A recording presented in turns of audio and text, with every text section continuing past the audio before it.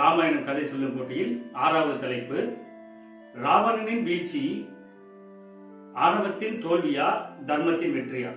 இது ஒரு விவாதம் பண்ணக்கூடிய ஒரு அருமையான தலைப்பு. இதுவரைக்கும் நம்ம பேசினது எல்லாமே ராமாயணத்தில் நடந்த விஷயங்களை அது எவ்வளவு அழகா சொல்லியிருக்காங்க, அதுல எந்தெந்த விஷயங்களை எப்படி சேர்த்திருக்காங்கன்னு நம்ம நேரடியா சொல்லலாம். இது ராமாயண கதையிலிருந்து நம்ம ஒரு விவாதத்துக்கு எடுத்து ஒரு முடிவுக்கு வரக்கூடிய ஒரு நல்ல டாபிக். ராவணனின் வீழ்ச்சி அது எங்க நடக்குதுன்னா, ராவணன் சீதையை கடத்தி அயோத்தி வனத்துல கொண்டு வந்து வச்சிருக்காரு. அப்போ ராமன் வானரங்களுடைய உதவி, அதாவது அனுமனுடைய உதவியோட தேடி சீதையை தூக்கிட்டு போறாங்க. அவங்க 2 பேருக்கு இடையில போர் நடக்குது. அதுல ராமர் ராவணனை கொன்னுறாரு, வீழ்த்திடுறாரு. இதுதான் ராவணனின் வீழ்ச்சி. இதுக்கு என்ன காரணம்? அவர் எப்போ சீதையை தூக்கிட்டு இங்க அசோகவனத்துல வைக்கிறாரோ, இதுதான் இந்த கதையோட ஸ்டார்டிங். இது ஏன் நடக்குது? இப்ப நம்ம ராவணனை பத்தி பார்த்துடலாம். ராவணன் அசுரகுல தலைவர். அவர் நம்ம 10 தலை ராவணன் ஒரு வில்லனை எப்படி காமிச்சிருக்காங்களோ அது மாதிரிதான் நமக்கு தெரியும். ஆனா உண்மையிலே பாத்தீங்கன்னா அவர் 10 கலைகள்ல மிக சிறந்ததா விளங்கி இருக்காரு. அததான் நமக்கு 10 தலை ராவணன் ஒரு இமேஜ் கொடுத்திருக்காங்க. அவர் அவங்க அம்மாவுடைய ஒரு டாலர், அதாவது 9 கல்லு பதிச்ச டாலரை கழுத்துல போட்டிருப்பாரு. அவருடைய முகம் அதுல 9 நிலையும் பிரதிபலிச்சு 10 தலையா தெரியறதுனால அவர் 10 தலை ராவணன்ற மாதிரி நமக்கு சொல்லியிருக்காங்க. இதுதான் அந்த 10 தலைக்கு பின்னாடி இருக்க காரணமே தவிர அவருடைய கொடூரத்தையோ அவருடைய அந்த வில்லத்தனத்தையோ காமிக்கிறது கிடையாது அந்த 10 தலை ராவணன். சரி, அது ஒரு பக்கம் இருக்கட்டும். இப்ப ராவணனை பத்தி நம்ம பார்த்துடலாம். அவர் ஒரு சிறந்த சிவபக்தர். அவர் ஒரு வரம் வாங்கியிருக்காரு. அது என்னன்னா, தன்னுடைய அழிவு ஒரு மனிதனாலேயோ அல்லது வானரங்களாலேயோ தான் இருக்கணும், இது தவிர வேற யாருமே தன்னை அழிக்க கூடாது அப்படின்னு ஒரு வரம் வாங்கியிருக்காரு. இந்த வரம் அவர் வாங்கினதுக்கு பின்னாடி இருக்க அவருடைய நம்பிக்கை என்னன்னா, மனிதர்களாலேயோ வானரங்களாலேயோ அவர் அழிக்கவே முடியாது. ஒன்று தேவர்களோ அல்லது அதற்கு மிஞ்சின ஒரு பவர் தான் அவர் அழிக்க முடியும் அப்படின்றத உணர்ந்து தான் இவர் இந்த வரத்தை வாங்கியிருக்காரு. ஸோ அவருடைய அந்த ஐடியாலஜியில் அவர் கரெக்டாக தான் இருந்திருக்காரு. இப்போ சீதையை அவர் தூக்கிட்டு வர்றதுக்கான காரணத்தை நம்ம பார்க்கலாம். இவங்க அசுரகுலத்தை சேர்ந்தவங்க. அவர் தேவர்களை தன்னுடைய கண்ட்ரோல்ல வச்சிருந்திருக்காரு.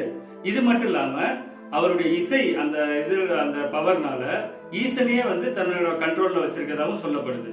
இதனால இவர் அடுத்து என்ன நினைக்கிறாருன்னா, மனிதர்களுக்கும் ஒரு அசுரகுலத்துக்கு இடையில ஒரு தொடர்பு ஏற்படுத்திக்கிட்டா தன்னுடைய அரசுக்கு நல்லது, தன்னுடைய சாம்ராஜ்யத்தை விரிவுபடுத்தலாம் அப்படின்ற அந்த ஒரு ஐடியாவில் அவர் சீதையை தூக்கிட்டு வந்துடலாம். இது ஒண்ணு. இது மட்டும் இல்லாம ராவனுடைய தங்கை சூர்பனகை, அவங்க ஒரு சூழ்ச்சி பண்ணி தான் இவங்க ராவணனை சீதையை தூக்க வச்சிருக்காங்கன்ற மாதிரியும் சொல்லப்படுது. அது ஏன்னா சூர்பனகையோட ஹஸ்பண்டை ஒரு போர்ல ராவணன் கொன்னுறாரு.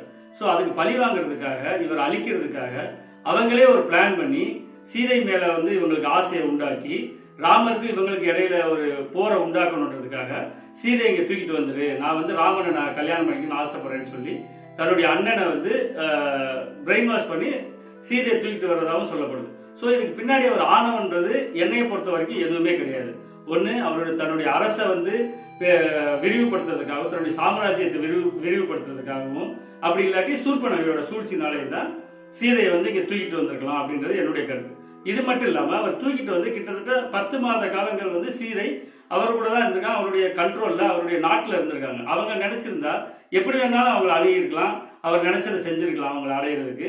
ஆனா அவரோட முழு மனதோட முழு சம்மதத்தோட தான் சீதையை அவர் அடையணும் அப்படின்றதுல ரொம்ப கண்ணியமா நடந்துகிட்டத சீதை தீக்குளிச்சு தன்னுடைய பத்தினித்தன்மையை நமக்கு உணர்த்தினது மூலமா ராவணனுடைய கண்ணியத்தையும் நமக்கு ப்ரூவ் பண்ணியிருக்காங்க. ஸோ இந்த விதத்துல பார்க்கும்போது சீதையை தூக்கிட்டு வந்தது மட்டும்தான் அவர் செஞ்ச காரியமே தவிர அதுக்கு பின்னாடி வேற கெட்ட எண்ணங்கள் எதுவுமே தெரியல, அவருடைய ஆணவமும் தெரியல.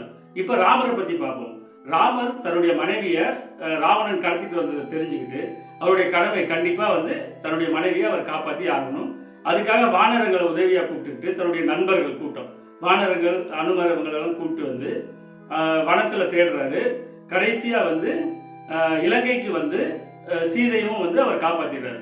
ஸோ கடைசி வரைக்கும் தர்மத்தின் வழியில தான் அவர் வர்றாரு. அவருடைய கேரக்டர்ஸ் நிறைய விதத்துல சொல்லியிருப்பாங்க. அவர் எதுக்குமே எமோஷனலா ரியாக்ட் பண்றது இல்லை, யாரையும் தொந்தரவு பண்றது இல்லை.